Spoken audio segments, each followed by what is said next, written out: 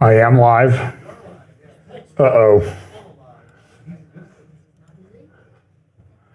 Okay. Well, good morning, everybody. Let's open in a word of prayer. Lord, thank you so much for this great day. We pray that you'll bless our time together as we discuss some fairly difficult topics that are facing the world at this time. Pray you'll bless our time together. In Jesus' name, amen. Well, today I'm going to talk, I guess it should help my slide up, wouldn't it? So the big question everybody has right now is, when is it going to begin? Because we're talking about war in Lebanon. And so this whole thing, and I keep wanting to update my Middle East chessboard, but I just never have time. I did do a bunch of interviews, conducted some, did others. We did a prophecy roundtable this week, and you can find those on my social media or on my Facebook page or on our YouTube channel. Sometimes you have to click under the live tab to see. And we would appreciate it if you would like and subscribe. We continually have people unsubscribe from our channel. I think it's fairly common among Christian channels. So we get about 15 to 20 new subscribers every day, but we lose, well, we may get more new subscribers than that. We have a net gain of about 15 to 20 per day, which doesn't seem to square with the number of views that we get and that type of thing. But I don't understand how that all works. I'm pretty sure the people are against me. So I did do an interview I would really recommend that you listen to Friday. It's under the live tab with Boaz Shapira from Alma Research. Excellent, wonderful guy, great information, lives in the Golan about 1 mile from the border. So he's living right in it. He's got 3 little kids, family, and he's an excellent researcher. So if you go to Alma Research and you type in israel-alma.org and you do a search on his name, Boaz Shapira, you'll find a lot of articles he's written, and he's kind of an expert on drones and that sort of thing. I do have a few things scheduled this week. I'm trying to schedule an interview with Seth Frantzman, who has a new book out. He's, not sure what his title is. He's the op-ed editor, I think, at the Jerusalem Post. He's also with the Foundation for Defense of Democracies. We'll hear from some of those people today if we have time. And he has a new book out about October 7th. And he also wrote a book on drones, and he wrote a book on ISIS, After ISIS. And I will say that the book After ISIS, I hope to read the new book before I interview him. The book After ISIS that he wrote, talking about what ISIS did in the Middle East, and he spent a lot of time up in that area, particularly with the Yazidis, which have come back into the news this week. It reads like this. Initially, it comes at you like it's the worst horror novel you've ever read. And then you realize that he's a journalist reporting facts on the ground. And that makes it even worse. So pray that comes together. I have a conference in early September out in California. It's on Geopolitics, Prophetic Conference in Woodland Hills, California, September 6th and 7th. And then also be doing a thing at 412 Church in Temecula on September the 8th with Tom Hughes. And then the last Saturday in September, I'll be doing a Go Therefore conference with Mike Spalding, Patrick Wood, and some other people over at Brookville, Ohio. Go Therefore conference. Just look up Go Therefore conference. You can find that. And by the way, when you go to the Go Therefore conference, and if you find the one that happened last week, I would highly recommend. Now, I'm not going to recommend all the talks at that conference because I only heard one. So I'm going to recommend the one that I heard, and that was by my friend Derek Gilbert from Skywatch on the foundations of the modern state of Israel and some of the conspiracy theories that exist but are just completely not supported. Highly recommend it. I think it would be worth the cost of the live stream or the archive or whatever how they have it set up just to get that video. It's excellent. And then Patrick Wood will be here the last Sunday of September speaking, first service. So is that enough? Did you get all that? You have it all down in your notes? So we talk each week about this, and it's amazing. You know, I made this slide up about 4 years ago for a conference up in Calgary, Canada. That we had, back in those days, we had to do it virtually because of the you-know-what restrictions that had come into place. And so I was sort of thinking, like, you know, what's a grid that I use to view everything? And this is it: acceleration, convergence, logistics, and understanding. And I had some discussions with people this week. Some were pleasant, some were not so pleasant, because we have different views on how some of these things are going to work out. And the one thing I've noticed is if you pay attention to what people are saying, you're going to find that there are a lot of different opinions about how this end times thing is going to work out. And that's okay, because we're not there yet.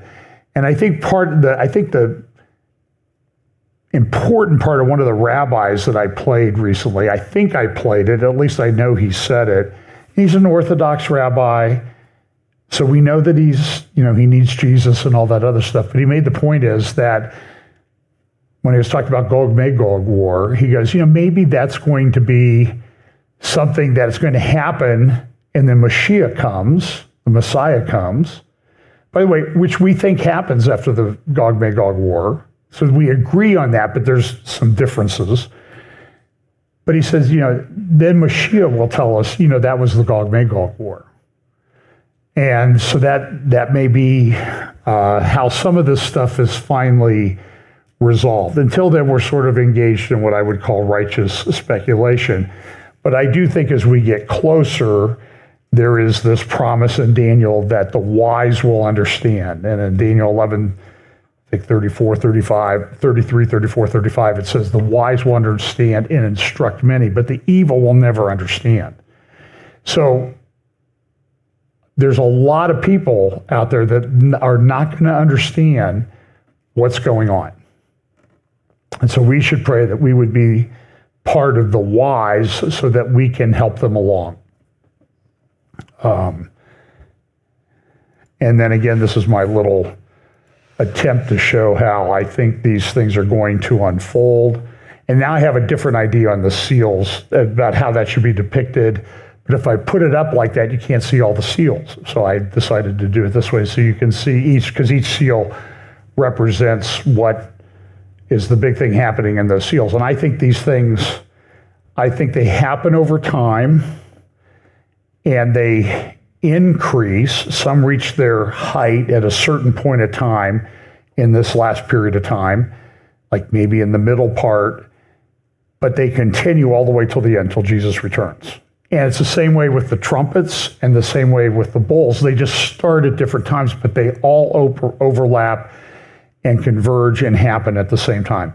I don't think it's a situation where seal 1 happens, and then seal 2 happens, and then seal 3, and then that way.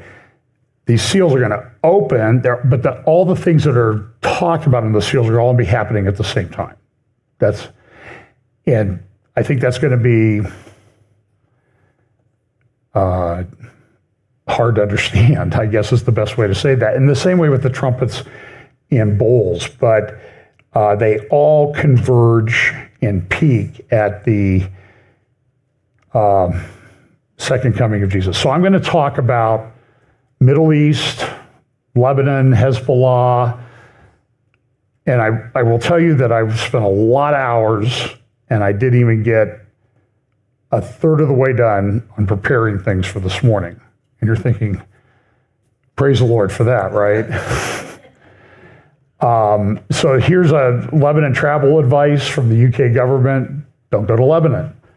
People withdrawing staffs and diplomats from Lebanon right now, because there's this great expectation. What's going to happen? When's it going to happen?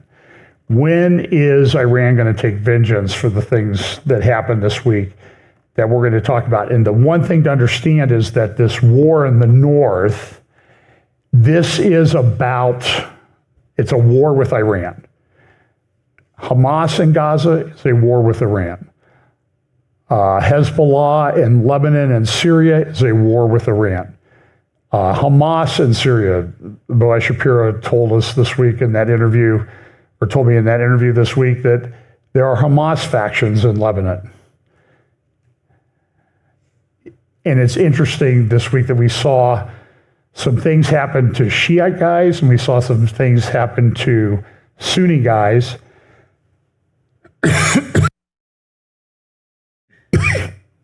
But the one thing that was clear is that even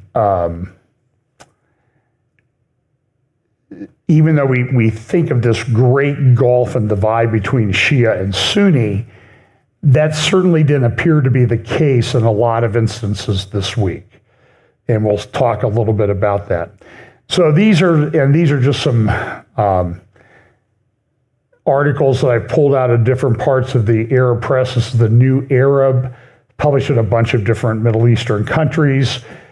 And they're talking about the fact that this guy here on the right, and I can't remember his name right off the top of my head, he got killed in a strike in Beirut this week. One thing that I think Israel did this week was Israel reestablished itself as a dominant power in the Middle East. They've had a lot of trouble in Gaza. They've done great, though. I mean, Gaza is pretty much, I think, in a cleanup phase. There's still a lot of work to do. You'll see some videos about that. But they've killed thousands and thousands of these Hamas terrorists. And then they did two strikes. We'll talk about the one in Lebanon first, then the one in Tehran. And they essentially sent a message. We can get you anywhere. Sleep well. Because it might come while you're sleeping. And that's what happened. So this guy, he'd been around for a long time. He was one of the guys who maybe was the main planner of the big bombing that took place at the U.S. Marine barracks in Lebanon, in Beirut in 1981 or 82. That was 42 years ago. Was it 83? Okay. So, and there were, 240 U.S. Marines killed. Maybe it was more. Maybe it was 282 or something in that attack. And it was a big deal. It was really sort of the first, we had the hostage crisis during the Carter administration that resolved itself on the day when Reagan got inaugurated. As he's being sworn in, the hostages are being released by Iran. They'd been held for 400 and some days. But then 4 years later, 3 years later, 2 years later, we have this bombing at the Marine barracks in Beirut. That was really one of the first major terrorist attacks that involved Americans. And it was a major one. It was a really big deal. And so the government has been, sometimes I wonder, are they fighting it or are they going along with it? The way they act sometimes with the way they want to appease Iran. And I've got some video clips and stuff like that. So this guy was taken out in Beirut. And then, of course, a couple of days later, Hania, the head of Hamas, the political head of Hamas, and a very, very important person in the Palestinian, quote, Palestinian movement, was taken out in a strike, some kind of assassination. There's a lot of controversy about what happened exactly. But so when this guy got taken out in Beirut that was with Hezbollah, he was one of the major top guys in Hezbollah. They took out his building in Beirut, and there were a number of other people killed in the strike because he was, I think, living in an apartment on the 8th floor of a building. And it's a little bit hard to kind of do a measured strike there. But this guy had to be killed. This guy was a miserable human being. He was evil, awful, and he had engaged in actions that led to the death of hundreds, if not thousands, of people over the years. So they took him out in the building. Now, I've told you about the Almanar website. This is a screen capture from Almanar, and this is the guy on the left that was taken out the other day in Beirut. Every Hezbollah fighter that's killed in the current conflict with Israel gets a memorial page. So there are now about 500 of these at the Almanar website. And they add to them all the time because Israel is doing these surgical strikes all the time. And sometimes you don't even really hear about them. Israel, there were terrorists in the area of West Bank, Judea, Samaria, up in Samaria. They took out a car full of 5 terrorists on their way to conduct an operation. 5 of them. And I mean, it's one of these things where you don't hardly even hear about it. But Hezbollah, their members, their infantry, whatever they call them, they have started on Almanar. It's almanar.com.lb, ALMANAR. And that's their media site. Open it in Google Chrome, and it will translate it into English, or also there's a little EN up at the top. You can click on that so you can see what they're saying. And I read it all the time because I want to know what Hezbollah is thinking, what they're planning, how they're reacting to things, the propaganda that they're putting out, and that sort of thing. So when this guy gets killed, any of them get killed, and you can see he's an older guy, so he's been around for a while. About 500 of these now, but every single one of these, look at what they have. They have the Hezbollah logo at the top, and what do they have down here at the bottom, left? A picture of the Dome of the Rock. And so as I go through some of these things today, when we look at pictures of Hania and memorials to Hania, look for that commonality of the Dome of the Rock. Because, I mean, so here's what his face, and so if you click on his page, this will pop up, and it will tell you a little bit about him. And every single one of them says this. So this was Fouad al-Shakur, Mr. Mohsen. But it says here at this part right here near the bottom, on the road to Jerusalem, he was martyred on July 30th, 2024. Every one of them has, on the road to Jerusalem, he was martyred. Why? Because this is about taking out the nation of Israel. This is about taking over Jerusalem. That's why the whole operation, Iran calls it this, Hamas calls it this, Hezbollah calls it this, Al-Aqsa flood. It's based on a complete, total lie. What lie? The lie is that Al-Aqsa Mosque, well, the Temple Mount compound in Israel, where you have the Al-Aqsa Mosque and the Dome of the Rock and a lot of large open space. It's about 38 acres. Been there a few times. What the Muslims have taught recently, like it started within my lifetime. Now, I know you could say, well, that's a long time ago. Could be a long time ago. Well, it's not that long ago relative to everything else. But in my lifetime, the teaching really started that Muhammad had made a night journey and he had gone to Jerusalem to the area of the Dome of the Rock under the Dome of the Rock, which was built back in the 690 BC or AD. So it was built, 1300 some years ago.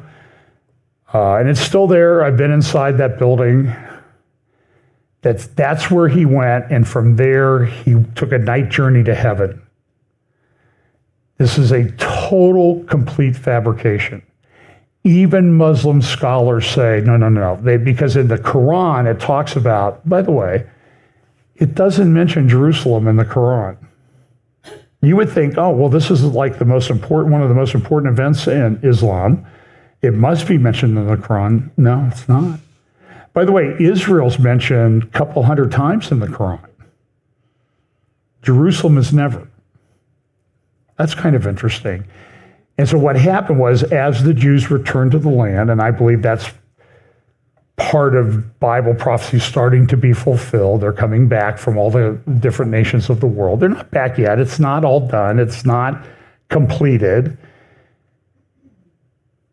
They, these stories, these counter narratives have developed among the Arabs. One of which relates to the Temple Mount, the Dome of the Rock, and they made up this story. This is where Muhammad made his night journey to heaven, because that gives them more of a claim to the Temple Mount, because now it's part of our most important religious doctrine. And the other thing that they do is that's the Dome of the Rock. The Al-Aqsa Mosque is located to the south. But what they've done now is they've taken the whole compound, which used to be called Haram al-Sharif, and now they call the whole compound Al-Aqsa. And there's a number of things that you'll find if you walk around up there. For example, I don't know if they're still over there, but there used to be a pile of logs over by the Eastern Gate, which they're trying to turn into another mosque. They built another huge mosque to the east of the Al-Aqsa Mosque. They're in an open area, an underground mosque that can accommodate, I've heard, 50, 100,000 people at one time. And what they did when they did that, they just went and started digging, and they were destroying archaeological evidence and that sort of thing. So there's now a big Temple Mount sifting project where they're finding all kinds of interesting artifacts that confirm this is the existence of Solomon's temple. And the other part is like the cemetery along the eastern wall, where that closed eastern gate is. Really haven't been able to excavate there, but there have been things found, I've talked about them in the past, that I think are related to the second temple, to the temple that Herod enlarged and that existed, that Jesus would have visited during his lifetime. And the Temple Mount, this is a flashpoint for them. So the 1929 Hebron massacre, 78 Jews, I think, were massacred in Hebron. A lot of them were yeshiva students and families of yeshiva students. That came about because of Hajaman al-Husseini, this Jew-hating lunatic that was the Waqf, the most important Muslim holy man in that area at the time, said the Jews were trying to take down Al-Aqsa. And see, this is the same thing that happened now. That's why they call this operation, Gaza, Lebanon, elsewhere, Al-Aqsa flood, because they want to protect Al-Aqsa. That's the whole narrative. So this guy was taken out, and you can see, and you see this picture of the Dome of the Rock everywhere. You'll see some more pictures of it. So Nasrallah gave a speech. Nasrallah never comes out into public. He has a, I don't know, some kind of rat hole or something that he lives in. I'm sure it's very luxurious. I'm sure it's air conditioned. And he makes these speeches, but they're always done on a big video screen. He's rarely, if ever, seen in public.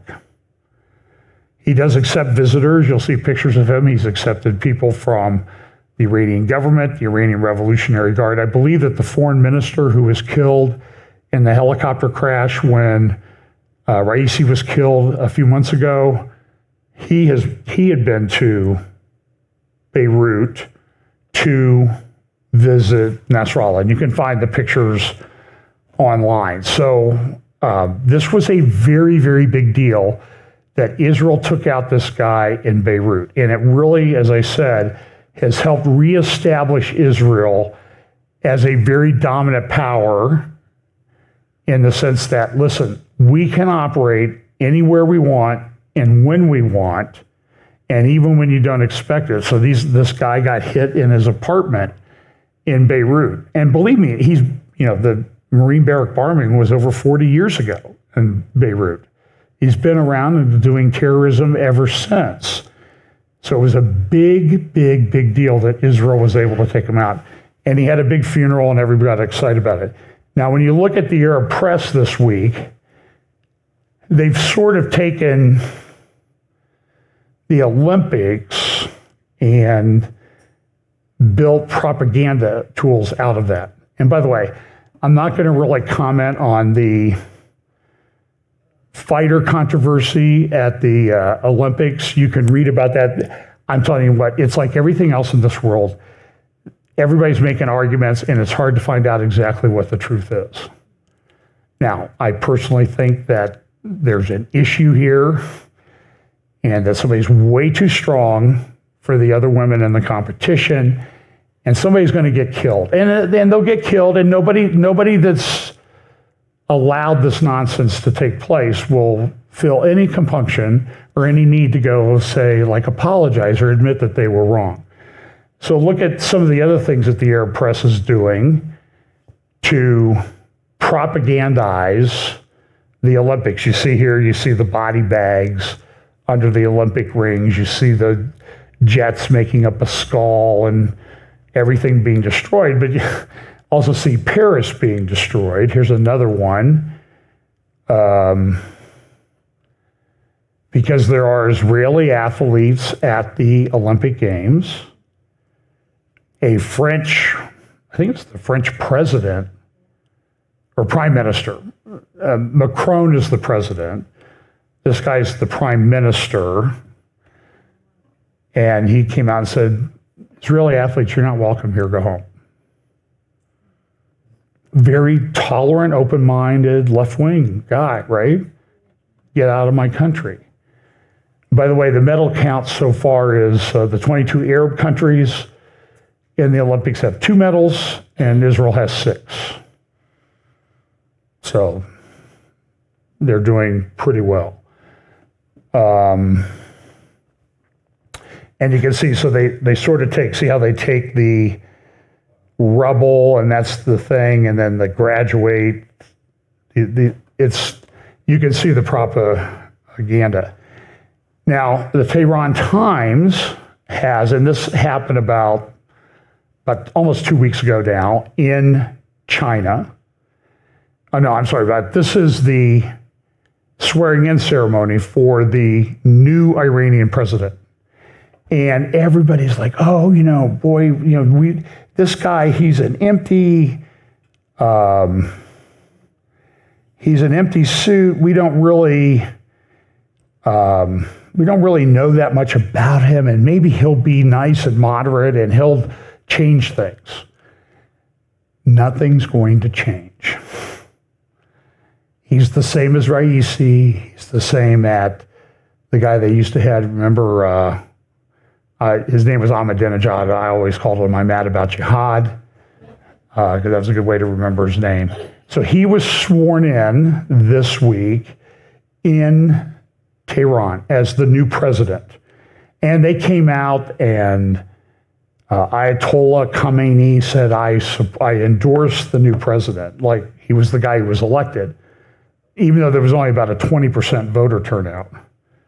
By the way, with the Venezuelan elections, I'm having a little trouble following it, but I believe that our government of these crazy leftists have come out and said that Maduro, the crazy leftist Marxist communist thug that's been running Venezuela into the ground for a long time, he didn't legitimately win the election.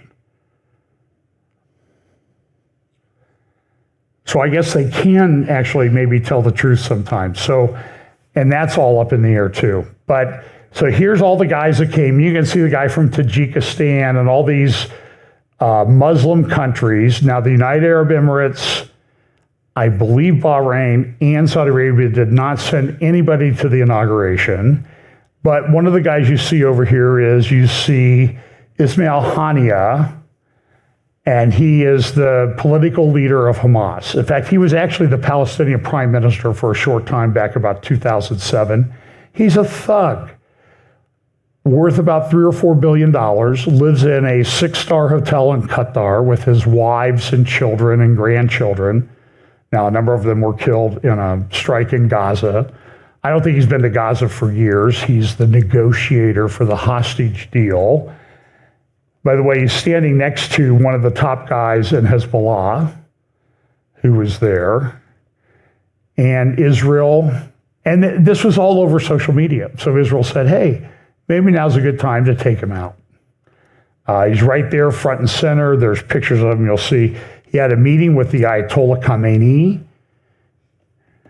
And at the time he was doing this, the guy sitting next to him, Hania was the guy in the middle, Ayatollah Khamenei there on the right, the guy on the left is the head of the Palestinian Islamic Jihad. So they brought, and this was the day of the inauguration, they had this audience with Khamenei. And it's interesting how Khamenei took that, but you can see, by the way, Hania is Sunni, Khamenei is Shia, but do you see the interaction there? And why is that? Because they hate Israel and Jews equally.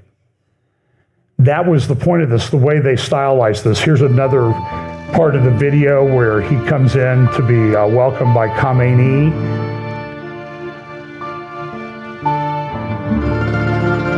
Now, I think I may have posted this on my social media. I've said this about Hania a lot. You don't get a haircut and beard like that unless you're going to the barber every day. So I said that it's clear now that there's a barber somewhere in Qatar that has a lot of openings on his schedule. And I'm pretty sure it's a him, because I don't think Hania would go to a she. So they were just there. And so this was Khamenei's comments. And this is posted on Khamenei's social media page. And then you saw Hania after that meeting. He went to the inauguration ceremony, sat there in the crowd. You see the Hezbollah guy next to him, and then the Palestinian Islamic Jihad next to him. So this was like, as they would say, it's a target-rich environment. What did that come from, a movie? And by the way, I will say, my wife will kill me for doing this. I've always liked the movie The Godfather. She knows this. I can see her rolling. I can hear her rolling her eyes in the background. But this week, it sort of reminded me the way Israel was going around taking out all of these, the head of the Muslim mafia crime families, almost all at once. It sort of reminded me of the end of The Godfather, with Michael Corleone was taken out of the head of the 5 crime families. And then, of course, Hania, the last picture of him, he took there's like a theme park in Tehran, is my understanding, and it has important, it's almost like the, what was that place down in Orlando? The Holy Land Experience, that they built down there. I think Marv Rosenberg built that, and then it ended up with TBN or something, and then it closed finally. And so I've always called this the Dome of the Rock bouncy house. It's like they have an inflatable Dome of the Rock. And my hope and my prayer is that as we go down the road for the use of artificial intelligence to develop targets based on images and media that the AI will say, hey, seems to be like an important target for Iranian missiles to hit. And that will be built into the missile targeting system by AI, and then we won't have the real Dome of the Rock anymore. We'll just have the Dome of the Rock bouncy house in Tehran. And by the way, that Dome of the Rock is, in many respects, we always talk about the abomination of desolation. That's an abomination to the Lord. Some of the earliest, if not the earliest, quotes from the Quran are engraved inside that building. I've seen them. They're panels, and some of those panels say, the Jews believe this is the site of the temple, and where the Holy of Holies was on over that rock that's under the dome. It says God has no son. Now, to a Christian, that's blasphemous. And it's an abomination of desolation. So here's a picture of the apartment in Beirut where the guy was taken out. And then the Hania was killed in an attack on this building in Tehran. It's owned, at least the reports are, that it's owned by the Iranian Revolutionary Guard. And it's a building where they put important people and diplomats when they come to Tehran to stay. Now, so the question is, how did they do this?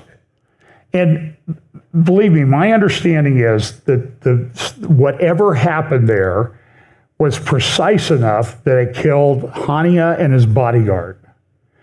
And no one else was even injured. And other rooms weren't even really damaged. So it was a pretty precise strike. It did its job. The emergency crews were called. He was pronounced dead immediately. The other guy they tried to revive, but the bodyguard. And so then the question was, how did it happen? So and now there's a lot of controversy. I know it's hard to believe, but it seems like everything that happens in the world, we can't even really agree on the facts. So the New York Times has sources, and they say a bomb had been planted in that room months ago, 2, 3, 4, 5 months ago, just waiting for Hania or somebody important to come there, and then it would be remotely detonated. That's possible. The Iranian media has come out, and I think this is very embarrassing to the Iranian regime. So here we bring in one of the most important leaders of one of our major proxies, Hamas, and he gets off in an Iranian Revolutionary Guard Corps building in Tehran. And I think there was an interview with Boaz Shapira and Zarit Zahavi from Alma a couple months ago, and we talked about it a little bit. The Iranian Revolutionary Guard Corps is almost constructed a bit like the mafia. They're given businesses, they operate those businesses, they get money from those businesses, they use that to fund their terror operations, and they do things like build hospitals and roads and that type of thing, or dams or something like that, and that gives them political support within the nation of Iran. And Boaz told me, and I don't remember if it's in the program or we talked off air, Hezbollah probably, not Hezbollah, the Iranian Revolutionary Guard Corps probably controls a fortune of about $250 billion. That would make that organization as rich as Elon Musk, or richer than Elon Musk. The Ayatollah Khamenei, who lives a fairly austere life, controls a fortune of over $100 billion. And that's why our government, whoever is running our government, I'm not sure, are you sure today who's running the government? Well, I have a pretty good idea, but might just be a guy sitting on his sweats in a mansion in DC doing it, or his minions. And a lot of the people that work for him now work for, the Joe Obama administration, or Biden administration, as we call it. But they don't want to do sanctions on Iran. And we've given billions and billions of dollars back in sanctions that have been unwound over the past year. I believe at the end of the Trump administration, Iran had been sanctioned to the point where they were selling about 300,000 barrels of oil per day. Now, that's still a lot of money. They're now selling over 2 million barrels of oil a day. That's a lot of money, a lot of revenue, and a lot of things that they can fund with that. So they're embarrassed, though, by what happened right under their noses in Tehran. And so now they're saying, well, it was a short-range projectile. They've arrested 30, 50, 100 people. But understand, even in Tehran, the Dome of the Rock, Temple Mount, and Jerusalem is always placed in front of the people. Here's a poster in Tehran. And you see off in the distance, these are the flags of all the Islamic countries marching to where? The Dome of the Rock. So they had this huge funeral for Hania. You had Ayatollah Khamenei was doing the prayers. And these are videos that I pulled off of Khomeini's personal website, or his official website. And you see all the people there, of course, the men and women separated. And so they had a funeral in Tehran for Hania and his bodyguard. You may see the coffins here in a moment.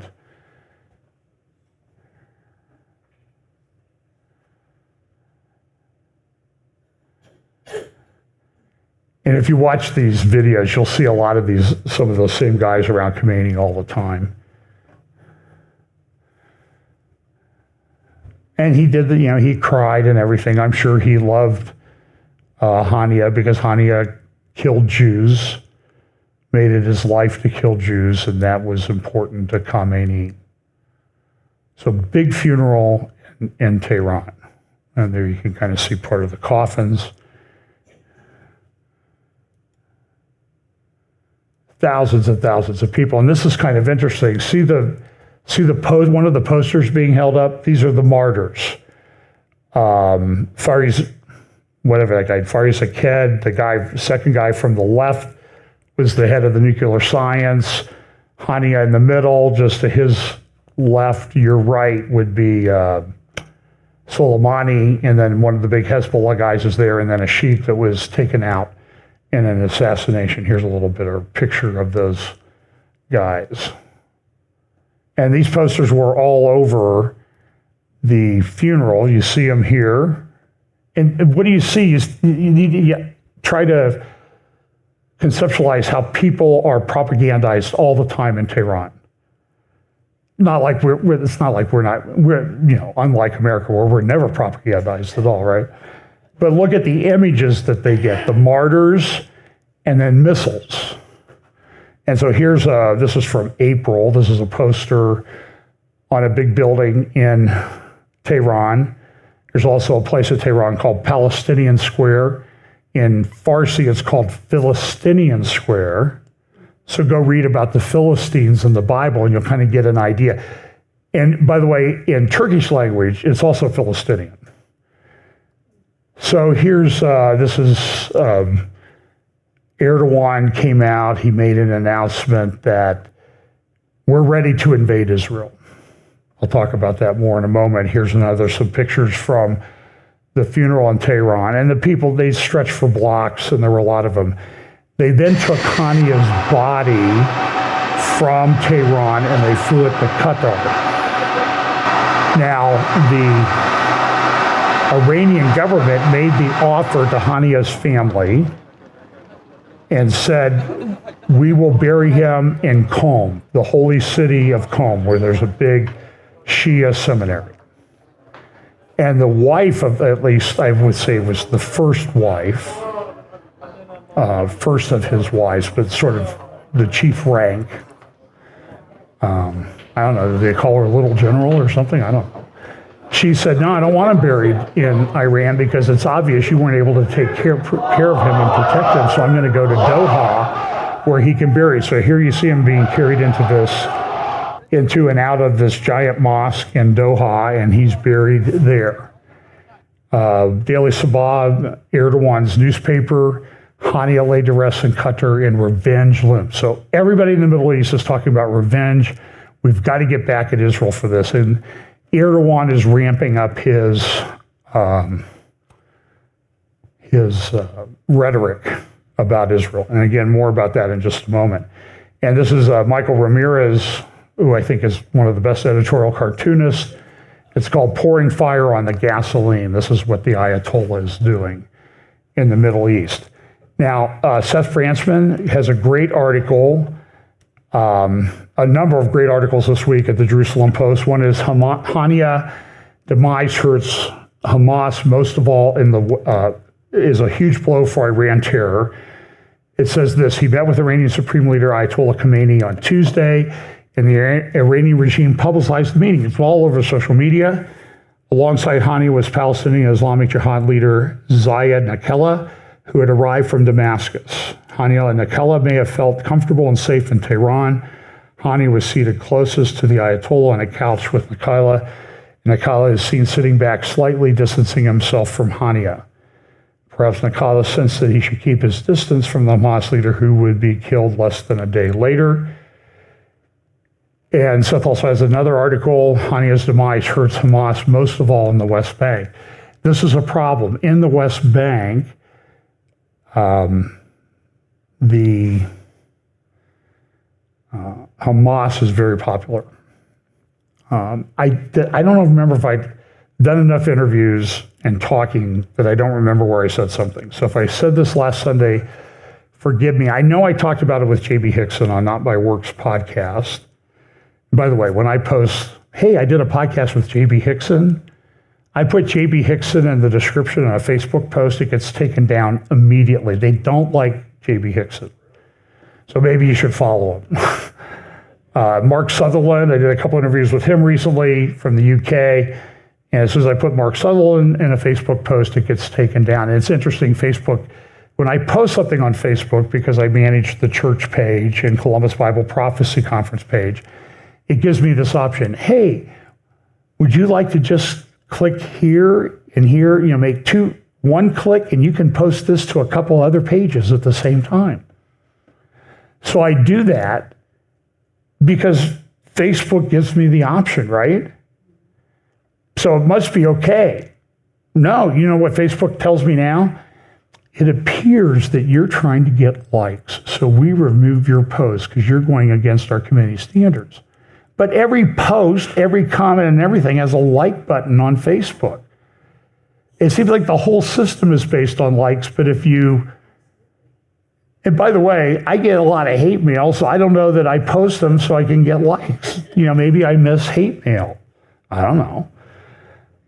But this is a big deal in the West Bank, and this is what Seth explains. And by the way, Zach Fox, what I was going to say until I got off that rabbit trail, Zach Fox, I believe an American comedian, went to Ramallah, 6 miles from the Temple Mount, the capital of the Palestinian Authority, located in biblical Samaria, also called the West Bank, about 5-6 miles north of the Temple Mount. And he was interviewing people on the street. Everyone said, we love what Hamas did on 10/7. We thought it was great. We support what they did. And no, we don't think they should give the hostages back. They should keep the hostages. That's 5 miles from the Temple Mount in the West Bank. And so Seth makes the point, the death of Hania was a big deal. Why?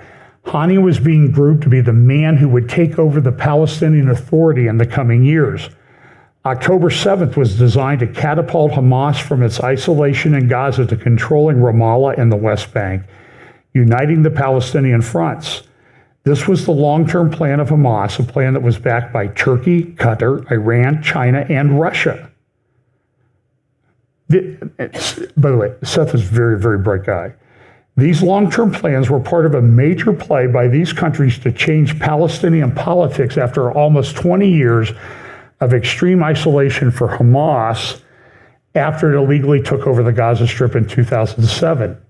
In addition, Hamas's backers generally oppose the West and the U.S., and they want to use October 7 as part of a larger war against the U.S.-led Western world order that arose after the Cold War. Hania was, therefore, much more than just the Hamas leader he had been in the past. He was on track to real influence and power in the region, and I would submit to you, in the world. This is most of all why losing him matters. Hamas wanted to leverage October 7th to come to power in Ramallah, engineered further by the Iranian axis since then. China was a key part of this, recently hosting 14 Palestinian factions in Beijing, with the goal of using the meeting to bring Hamas to power in the West Bank by way of via a kind of Trojan horse in the guise of a unity agreement, which would really be Hania behind the curtain. And here you see front page of the Global Times. I think I used this picture a couple times already. There are 14 Palestinian factions with their Chinese handlers signing a unity agreement in Beijing less than 2 weeks ago.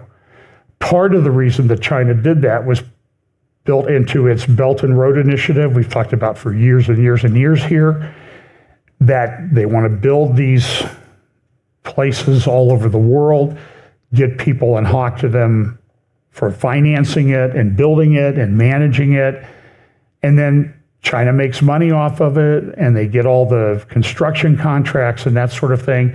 And so they're looking at their video screens, their TV screens, and they see that the Gaza looks pretty bad. Maybe 50% of the buildings totally destroyed. So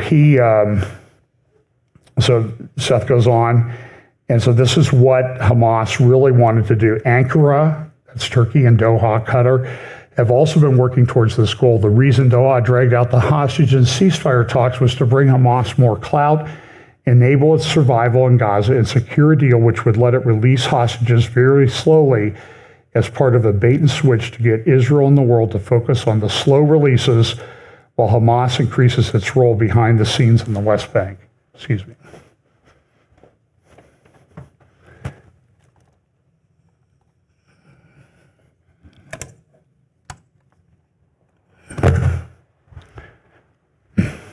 It's hot and humid here in central Ohio, and the air conditioning doesn't keep up with my need for it. So in order for Hania to return to the West Bank, the October 7 war had to play itself out a bit. This is because the Gaza-based leadership of Hamas is not suited for running the West Bank. Sinwar is a thug from Khan Yunis. And so Hania was groomed to be the sort of political face of the new Palestinian Authority that's going to come to power. And that everybody in our government is pushing, this is how we do it. We get a two-state solution. I don't know of a single person in Israel, that I talk to, and I will confess, I don't talk to leftist lunatics. I read sometimes what they write.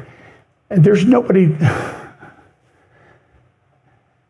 There are some people that support a two-state solution. There's a group called CIS, Commanders for Israel Security.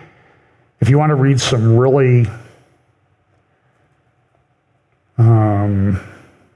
trying to think how I can say this kindly, idiotic writing, go read their stuff at their website, because they believe a two-state solution is the only way to get this done. So everybody called him a leader of the Palestinian resistance. And he traded on this. So this is the New York Times, though. This is sort of how they respond to it. Assassination increases friction in relationship with Biden and Netanyahu. Now, the word is that the other day, Biden and Netanyahu had a 2-hour phone call.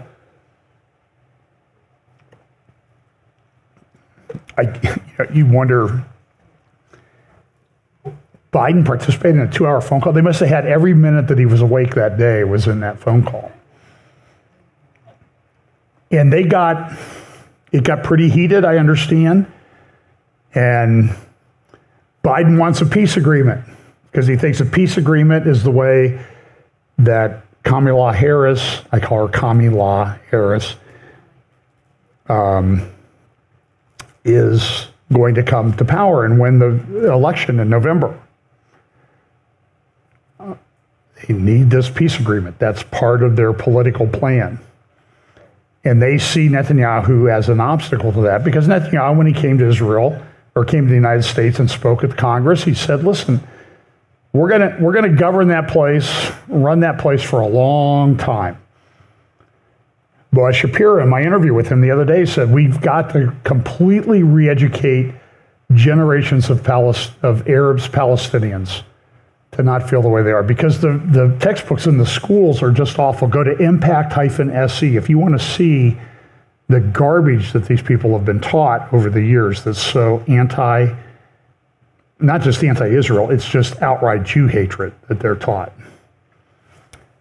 So another one, this is Dan Diker, Thursday in the Jerusalem Post, that this was a message to Tehran, the elimination of Hania and former Palestinian Prime Minister in Gaza was a long time in coming and sends several important messages from Israel to Iran and its terror proxy network. And you can find that at the Jerusalem Post, published on August 1st. David Weinberg, who used to be with the Israeli Defense and Security Forum, I forget who he's with now. This is in Friday's Jerusalem Post. This is the beginning of Israel's military and diplomatic emancipation. And David's a conservative in many respects. Sometimes, for example, conservative in the UK doesn't really mean the same thing as a conservative in America. A conservative in the UK, we would probably, if they were here in America, we would call them a rhino. Okay, that's sort of how that works. So the political spectrums are a little bit different, but he's a genuine conservative. I think he's a lawyer, which we always love that about people around here. And he thinks this is really the way that this is going to get things unstuck, because Israel's kind of been trapped in this two-state solution paradigm. I think 75% of people in Israel are against it. The Knesset voted 68-9 3 weeks ago to say, we never want a two-state solution. Take that, Joe Biden. And so what has been the response of the Biden administration? Threatened to sanction people and the party, try to get Bibi Netanyahu out of power. This is the Tehran Times. Day of reckoning looms large. So Ayatollah Khamenei came out and said, we're going to exact revenge. Erdogan in Turkey says, we're going to enact revenge. Now, they've not specified how that is. They say there's going to be a massive response. So Hania was killed on Tuesday or Wednesday. And the guy in Beirut was killed I think he was killed on Tuesday. Hania was killed on Wednesday. And now we're here at Sunday. And there's been some rocket barrages in, but there's not been anything major. So the question is when. That's why I titled the update today. When is it coming? I don't know when it's coming. I do know that they will do something. I do know that people in Israel, I'm talking to them, they're concerned, they're making preparations. There is a Arab newspaper in Kuwait called Al Jazeera. Al Jazeera has in the past been given information, probably because they will publish it and then it's used to scare people. They publish information about new weapons systems. So last week, Al Jazeera published, I think Carolyn Glick and Seth Frantzman both picked up on this, that Hezbollah had new EMP weapons that they had been given. Now, when we think of an EMP weapon, we think of a nuclear weapon. These are a little bit different. They're smaller. They're more focused. I believe they would be put on a drone. They would fly near a cell phone tower. They would explode, and they would scramble the cell phone tower signals. But I was talking to somebody about that today in Israel. If they do that to a bunch of cell phone towers, Israel's going to be really crippled. People won't be able to communicate with each other. I have friends, they've said, I'm not letting my kids go to camp this over summer vacation because I don't know if I'll be able to communicate with them. You know, the traffic lights might not work. They're trying to take out the power grid and all of that other stuff. So people are prepping. And this is something that Israel really hasn't had to do, and people, intelligence and security people in Israel tell me that Israel's maybe not that prepared for it. Now, I think they'll be able to deal with it, but you may get a preview of what other countries in the world want to do to us, and that ought to inform you how you might want to prep and prepare for what might be coming. And I don't know that it's coming. I'm not making a prediction. But it would seem to be the wise and prudent thing. You know, what's it say in Proverbs that is it the ant? The ant sees winter coming and makes provision, or something like that. And not like those stink bugs. They want to move into my lower level. But here's a picture of Hania in Tehran, and the title of the picture in Farsi says, expect severe punishment. This is just being put up in Tehran. And what do they have there in the picture behind Hania? The Dome of the Rock. So this is it's ingrained in people in Iran, in the military, in the government, and everywhere forever. And here's this guy. This is the new Iranian president. I would recommend, I don't have time to go into it. There's a very good article at Gatestone Institute, a website that you should follow. There's a blog post today by Amir Tahiri, Taheri, published this morning at 4 a.m., and it's called Iran Desperately Seeking Gorbachev. Now, Amir Tahiri, by the way, is a very intelligent guy. I'm going to refer to another article that he wrote 10 years ago that's becoming very relevant as we speak. But he says Iran's, the reason everybody loved Gorbachev was Gorbachev kind of came out of nowhere. He was a blank slate, and so he could therefore appeal to everybody during the time that the Soviet Union was going through its collapse. Iran's new president offers that kind of blank face. His thin resume inspires a variety of fanciful images. You know, he's going to bring peace. He's going to be different. Listen, what Amir Tahiri says in this article at Gatestone, that's baloney. He's not going to be like that. Stop following it. So now we have, this is another article, again by Seth Fransman, Iran's all-encompassing revenge mode plans, and there's just saying, we're coming after you. It may be all at once, like April 13th times a factor, when they sent 300 some missiles, drones, and everything in. It may be 4 times that size. And the longer it goes, may be indicative of the bigger it's going to be. So everybody was saying, I wish I've been receiving emails all along. Is my mic still working? Okay. I've been receiving emails this week. Attacks tonight, attacks tonight, attacks tonight. Now, one newspaper, the Jerusalem Post, I think, came out and said that Iranian sources had told them that the attack was going to happen on the 9th of Av. Why is that important? That's a big date in Jewish history. This is a picture of the destruction of the temple in Jerusalem by the Romans in 70 AD. That happened on the 9th of Av. When the Babylonians came and destroyed Solomon's temple and took a lot of people the final captivity in 586 BC, that happened on the 9th of Av. So that's a day that's really ingrained in Jewish society and knowledge, that's an important date. And so Iran would probably try to trade on that a bit. The IDF released this video the other day. This happened, remember, about a month ago, they talked about, did we get Mohammed Deif? He was the number 3 guy in Hamas. They've been after this guy forever. Well, they were able to collect enough DNA from the dust that was left. There was not much left. I mean, I've seen pictures of this strike, and you can see it was a pretty powerful strike. And they did confirm just the other day, we got Mohammed Deif earlier in July. So very big. So Tuesday, the guy in Beirut. Wednesday, Hania in Tehran. Thursday, they say we got Mohammed Deif in Khan Yunis in Gaza. So that was a lot of big deal. So Israel's really trying to control the narrative. And then there's an article here. This is from the Times of London.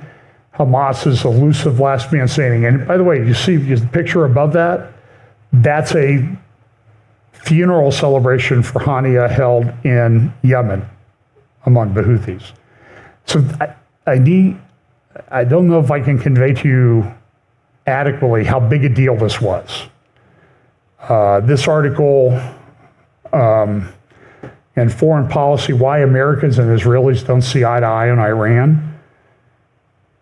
And the answer is, I don't know. This is some guy who doesn't really have a real good grip on reality, in my opinion. We don't have a deal because our government doesn't really want one. This morning in Tel Aviv, there was a stabbing attack in the Holon neighborhood. down near Jaffa and the south of Tel Aviv. 7 people were stabbed, 1 was killed.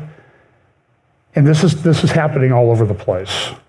Now, very interesting, what Turkey did at their embassy in Jerusalem was they put up a... Turn the sound off on this. So what they did was they took the flag at the Turkish embassy in Tel Aviv in Israel and put it at half-staff to mourn Hania. Now, that's probably not that's kind of an in-your-face thing by the Turkish government that they would actually do that. So this guy went, you see there's the flag flying at half-staff. And by the way, in Iran, on one of their major mosques, they put up the red flag of revenge, which they only do like when Soleimani gets killed. They did that this week. And so there he was. There is the flag of Turkey flying at half-staff. And this guy didn't like it. So he decided to do something about it. And we'll see here in a second what he decided to do. He's like, I don't want to see Ismail Hania honored in Tel Aviv. And so he says, here, look, he's done something. And he says, the Turkish embassy has called the police on me. But he says, listen, they put the flag back up to the top because I took my drone and I flew an Israeli flag and hovered it over the top of the flagpole. That's right. That guy gets he's our Zionist of the week. So here's these are some of the Iron Dome. These are rockets being fired in northern Lebanon into Israel, and Iron Dome taking down a bunch of them. Delta, Lufthansa, and others have suspended flights for a while. The other day, Thursday, was the 300th day since October 7th. And of course, that means that everybody's going to say, well, Israelis are turning on each other. There's a small group. It's not inconsequential. They control certain aspects of government, like the Supreme Court. And people don't get along. I mean, some people think we should do everything to bring the hostages home. Others have sort of concluded that the hostages probably are not alive anymore at this point. It's been 300 days. So, but of course, the government's going to say, well, look at how divided Israel is. Look at how they're not getting along. Have you been to the UK? Have you been to America recently to see how people are not getting along? Now, this is a very, very important article. I'll spend a couple minutes on it. This is a article that was in Al Jazeera newspaper this morning. Got to pull it up here. And then I've got to open it in.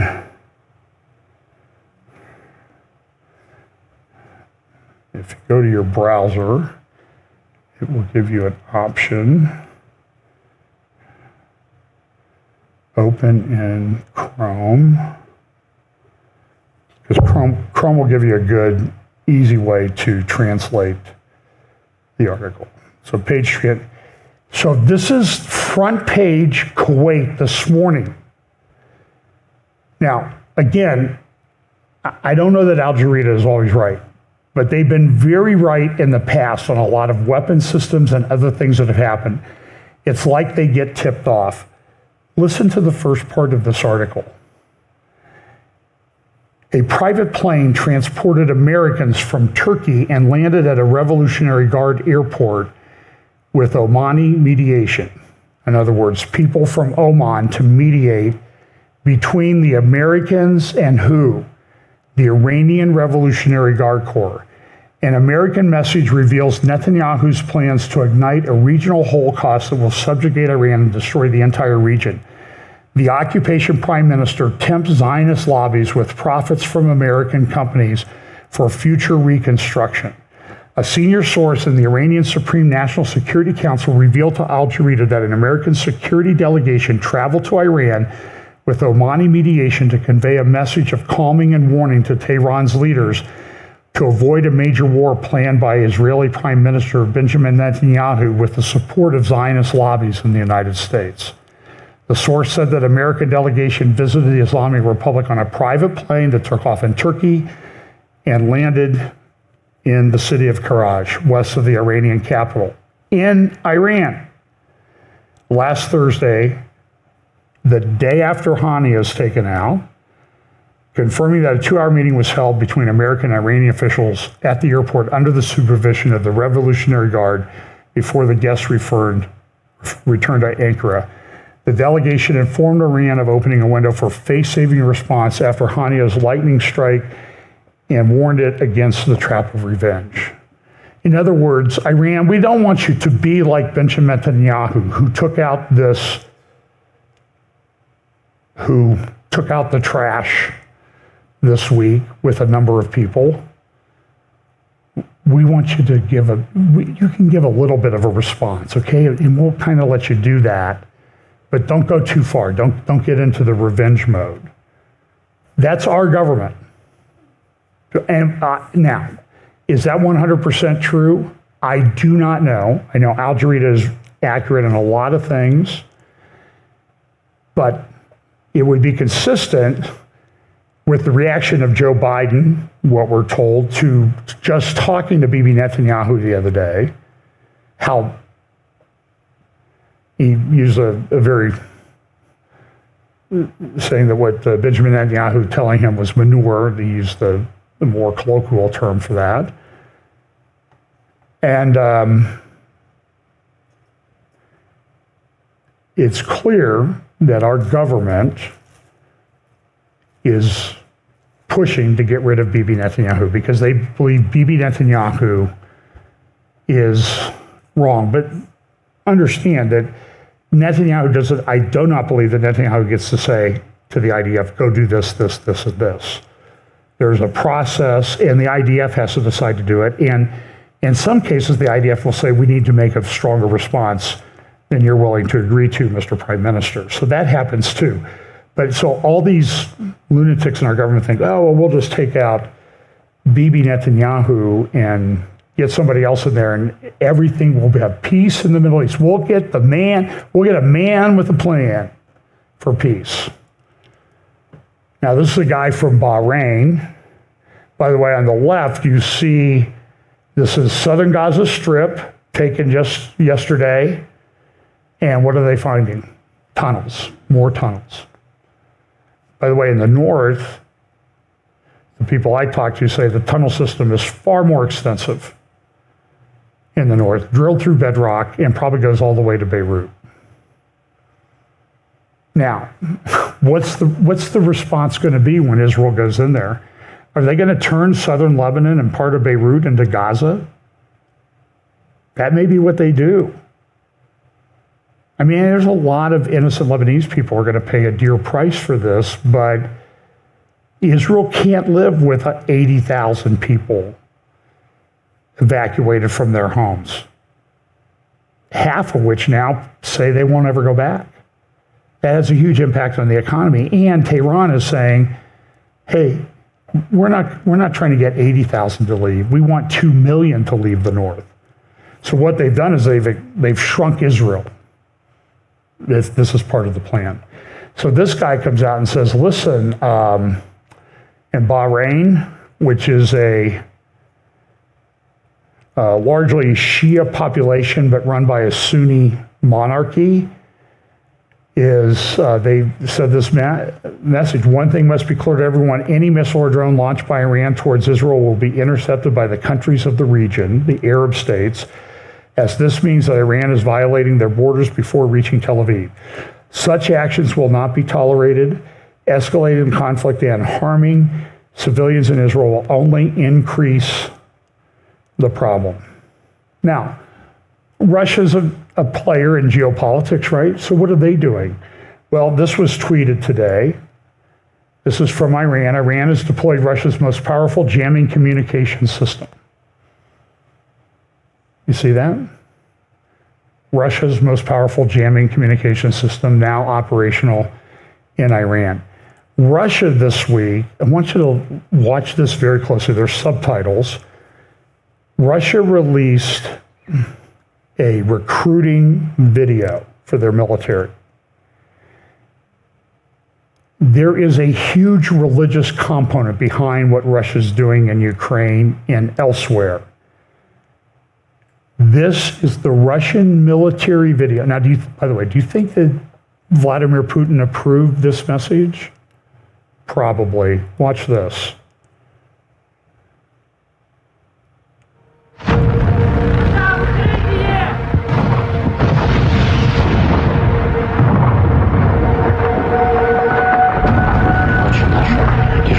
See the white horse? Да светится имя Твое, да приедет царствие Твое, да будет воля Твоя, как на небесе и на земле. Хлеб наш насущный дашь к нам днесь. بسم الله الرحمن الرحيم اللهم صل على محمد وعلى آل محمد وسلم لا حول ولا قوة إلا بالله العلي العظيم.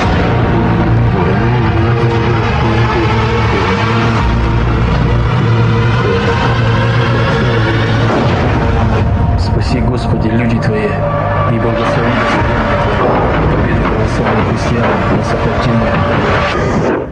Sorry for the language.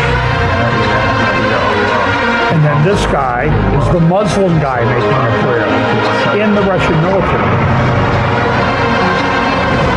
And that says we are tigers from Chechens, Armenians, Jews will pop up here. We are Russians. God is with us. So, on a Russian military telegram channel, this recruiting video, Christians and Muslims together. So Putin fashions himself as some kind of Orthodox Christian. Okay, whatever. I know that's what he claims. I think it's all propaganda. He came from the KGB. KGB was the biggest misinformation organization on earth. And there's a religious component to what he does. And with some of his advisors like Alexander Dugin, there is a heavy religious component. I'm going to need about 5 or 10 more minutes. Well, we got a late start. I mean, it was my fault, but that's, I just think we need to understand this. I talked about this before. In 2014, this blog post appeared by Amir Taheri, the guy that I just quoted, talking about, hey, we want this great Iranian president. He's a blank slate. He can be it's perfect postmodern guy. He can become anything you want him to be. Because truth is what you think. So Amir Taheri wrote this article, and actually I found it first. It was picked up by Investors Business Daily. Remember when that used to be published? It's like a Wall Street Journal for people that invest money. I just happened to read it, not that I had a lot of money to invest or anything like that. But he said the Black Madonna and the Russian problem. And what they found was he had observed that a plane believed to be carrying the Black Madonna, the icon that sits here between Putin and Pope John Paul II in the Vatican in 2003, the most important icon in the Russian Orthodox Church, had been taken by Putin in 2014 and flown around the Crimean Peninsula. Now, some people said, well, he was doing it to bless the Sochi Olympics. But what happened in 2014? Putin invaded Crimea. This icon has been used through the centuries at the head of Russian military when they've engaged in military campaigns. Now, the original was lost. Copy was made. Some people think this might be the original that somebody constructed. It's got this gold and jeweled stuff on the outside, so frame around it. But somehow it ended up with John Paul II in the Vatican. How did that happen? Well, the icon had been given to one of the organizations at Fatima, Portugal. Remember where those shepherd kids had the vision? And one of those visions was supposedly about the Russians and the world and the end of the world and the last big Armageddon and all that.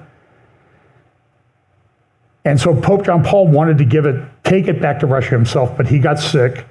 And they had a big consecration ceremony, I think about 2005, and it went back to Russia. So in 2014, Putin could use it for his own purposes. So understand that there's a heavy religious component to this. Now, over at Rare Foundation, Trevor Loudon, who has done probably as much work on the Red-Green Alliance as anybody in the world, how the green Islam people work with the red communists to achieve their goals. And there's a video at the Rare Foundation. I don't have time to play it. This is 30-some minutes long. This is slide for Rare. But I highly recommend that you go find it. Go to Rumble, go to Rare, R-A-I-R Foundation. It's a sort of a libertarian organization. And Trevor there's a great article at Rare Foundation website, Russia's Alexander Dugin's sinister plot to destroy Trump's MAGA movement. It's an interview with Trevor Loudon that came out a few weeks, 2-3 weeks ago. And I'm seeing a lot of people falling for it. I'm sorry. I just see channels like Candace Owens, Redacted. It's like reading, my comment when I see things that she says or things that I see on Redacted and some other places. I think Judge Napolitano would be another one. I'm like, I hope they're getting paid well by Russia for spewing Russia propaganda. Now listen, you can disagree with me and still be my friend on that, okay? But I've watched it and I've read the Russian propaganda and I think I'm pretty good at saying that this is that. And sometimes I say, I don't need to watch them. I can just read Pravda. And now what you're seeing with Candace Owens is part of what this is a hatred of Israel and Jews that comes with it. The Russian Orthodox Church has long been hugely anti-Semitic. This is a problem. And it's also a problem. I've pointed this out on a couple interviews. What was one of his main reasons for going into Ukraine? I have to protect the ethnic Russians. Right? What's all over northern Israel? Ethnic Russians. About 2 million of them that immigrated from the Soviet Union. By the way, they didn't come, my understanding, talking to people who were involved in that process, they didn't come from Russia direct to Israel. Russia wouldn't allow that. They had to go through Ukraine. So is this part, and so we talk about Gog Magog, and I don't think we're anywhere close to that yet, but is this part of it? I don't know. I'm just saying it says, I'll put hooks in your jaw and drag you in. And so if that is Russia, maybe this is the reason, I don't know. Turkey's doing the same thing. This is Jonathan Spires' great article Friday in Jerusalem Post. Why Erdogan threatened Israel with a proxy war. And Turkey and Iran sort of have this thing like Iranian statement or modus operandi is, we will fight in Lebanon to the last dead Lebanese. Because they use somebody else to do their dirty work. And Turkey tries to do the same thing. And this was an article that Jonathan wrote a few years ago in the Jerusalem Post, Erdogan's arc of destabilization, because he's trying to cause chaos throughout the region. And remember this? This is that after Trump moves the embassy to Jerusalem, they have a big Organization of Islamic Council meeting in Ankara, and one of Erdogan's mouthpiece newspapers publishes this. You've got this, where are all they pointed at? These are all Muslim nations, all pointed at what? Israel. And we talk, everybody's got their little, Psalm 80, or Psalm 83 and Ezekiel 38 maps. And I'm like, just use Erdogan's. Look at that. The green, by the way, is Islamic countries. And then they published all the things, the difference in the thing. And this week, I guess I've got to quit because we're over time. Yeah, I have to finish this.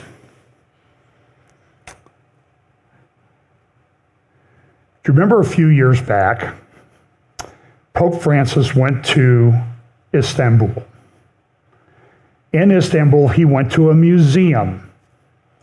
That museum was located, and had been for 80 years or more, in a church called the Hagia Sophia, the largest church in Christendom. Now, listen, I don't want to get into an argument about whether their theology is good and that type of thing. You need to understand, the enemies of Christianity believe they're all Christians. That's who they're fighting against, whether they have good theology or bad. That was a museum, but it had been turned into, for centuries, it had been a mosque. Then Ataturk came in and turned it into a museum as sort of a olive branch to Christendom. And the Pope went to that mosque and prayed. That was a very significant thing that had happened. You remember after his visit in 2014 to Israel, he came back to the Vatican and he brought Shimon Peres and Mahmoud Abbas from the Palestinian Authority to the Vatican. And there on the Vatican grounds, the Pope had a Muslim imam pray in the Vatican. He then went to Hagia Sophia, and a few years ago, Erdogan turned it back into a mosque. And a lot of people, when I talked about this, said, he didn't really turn it back into a mosque. It was just a big fake show. Oh, was it? Look at what his tweet says today. So that's Hagia Sophia. It's got the date. It was done on July 24th, 2024. That would have been a little over a week ago. And it says this in English: I congratulate the anniversary of the reopening of Hagia Sophia Akbar Mosque, the symbol of the conquest of Istanbul for worship in accordance with the foundation charter of Sultan Mehmet the Conqueror. Praise be to God. May the resurrection of Hagia Sophia be auspicious once again. Now, is there any question in anyone's mind where Erdogan is coming from? I'm going to make a reference to you when I get home today. I will edit the video description and I will include it in the show notes. This incredible article written by Tony Badrin at Tablet Magazine, just published the other day, The Ottoman American Empire. Tony Badrin is Lebanese. He immigrated to the United States, legally immigrated to the United States. And he has this great article. He also did an interview with Carolyn Glick on her podcast earlier this past week. Go watch it. This is part of it, and it's superb. It's an hour long. Put it on 1.5 speed. You'll still be able to hear it, and you'll get it done in 36 minutes or something, 38 minutes, 40 minutes. It's rich with information about what's going on and what our government is doing. And so this map, our government is trying to manage Israel. What you will find from that interview is Amos Hochstein talked a lot about that guy. I don't like him. Talked a lot about him and what he's done. The maritime border deal, interfering with Israel's gas. And now what they're trying to do is they're trying to put in an arrangement that's going to build on Resolution 1701, which says no military people anywhere in the south of Lebanon, south of the Litani River, put in by the UN back in 2006 and never enforced, never recognized by Hezbollah. But they're going to try to take that and expand it so that Lebanon will be turned into a no-fly zone for Israel. Israel will not tolerate this, but I'm just telling you, our government is an enemy of Israel in many respects. As this quote says, to understand the dynamics of the American-Iranian blueprint for Israel-Palestine, Lebanon, we need to look to the late Ottoman Empire and its relationship with the great powers of Europe. And I will close with this. I promise this is the last thing. I want to recognize someone who said something in support of Israel that I would have never expected. Dr. James White, he's Reformed, Calvinist. And look, he's done some good stuff. He does some stuff I don't agree with. But I want to give him credit. He went to a conference of Reformed pastors, Calvinist Reformed pastors. And Doug Wilson from out in Idaho has come out and said the same thing. They were appalled at what they saw on people's attitude towards Israel and the Jews. So here's a clip of James White speaking. It was the insatiable hatred by one ethnic group versus another that was fueled not by Luther. Yes, I know Luther. I know. I also read Johann Eck. I know the historical context a whole lot better than you do. It was fueled by this insane conspiracy theory that the Jews were behind everything. Well, it's happening again on American college campuses and evidently in Reformed churches.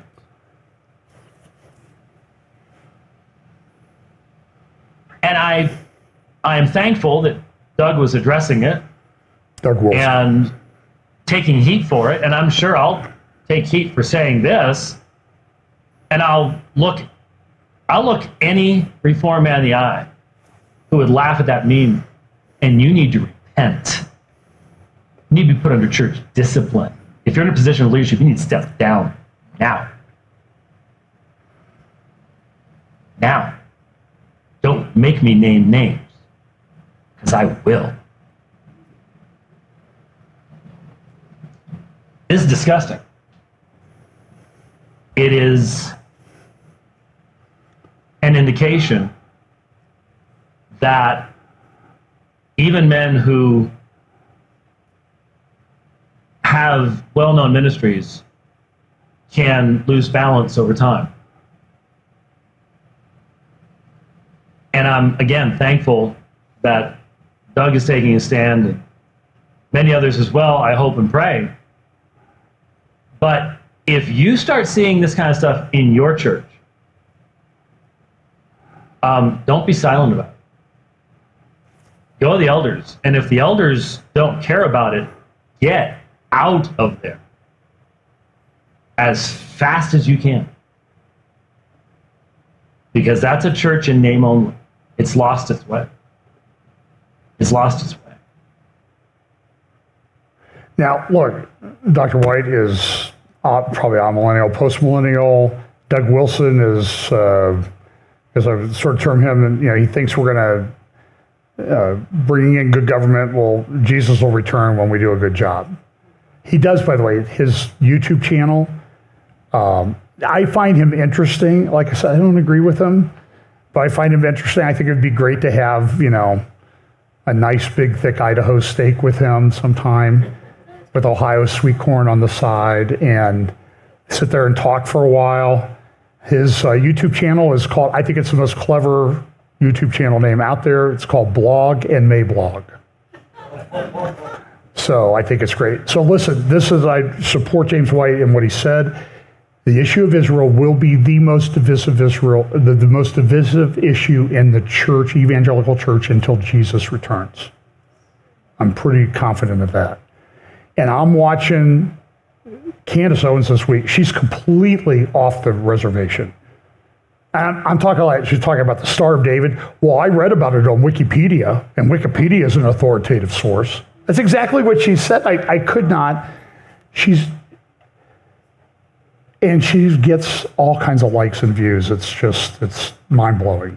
This is the time that we live in. Jerusalem will be a burdensome stone.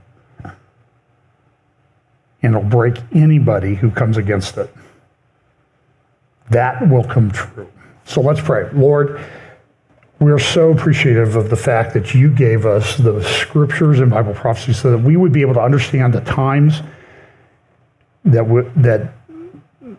we appear to live in as we're leading up to the return of the Lord. We just pray that you will help us to be wise as servants, harmless as doves, always willing to share the gospel and the truth of Scripture with those around us. We pray that you'll bless us this week. In Jesus' name, amen.